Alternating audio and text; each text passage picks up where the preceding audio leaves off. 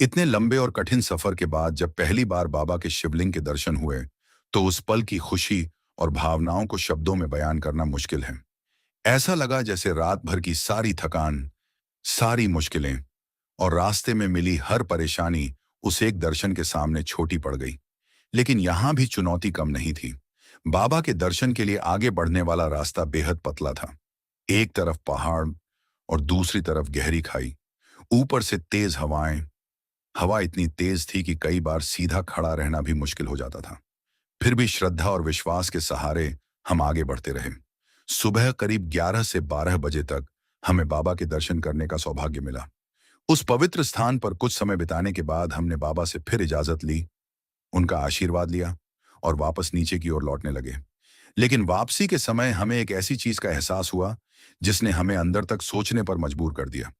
जिस रास्ते को हमने रात में सिर्फ टॉर्च की रोशनी में पार किया था, दिन के उजाले में देखने पर पता चला कि वो रास्ता वास्तव में कितना खतरनाक था।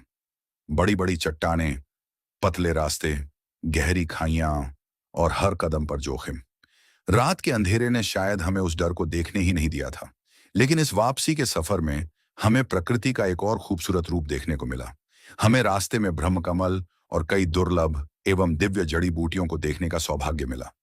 इतनी ऊंचाई पर, इतनी कठिन परिस्थितियों के बीच प्रकृति की ये खूबसूरत रचनाएं देखकर मन अपने आप श्रद्धा से भर गया। अब हमारा सफर फिर से नीचे की ओर था।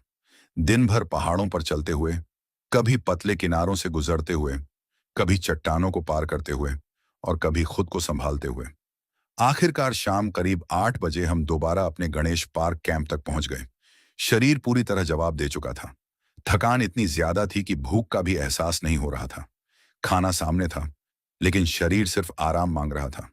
कैंप में पहुंचते ही हमने ज्यादा कुछ सोचा नहीं, बस अपना सामान रखा और सो गए, क्योंकि आराम अब हमारे लिए सिर्फ जरूरत नहीं, बल्कि मजबूरी बन चुका था।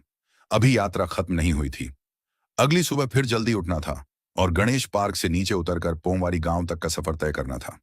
एक और दिन, एक और सफर, और बाबा महाकाल की कृपा के साथ हमारी किन्नौर कैलाश यात्रा आगे बढ़ने वाली थी। हर हर महादेव।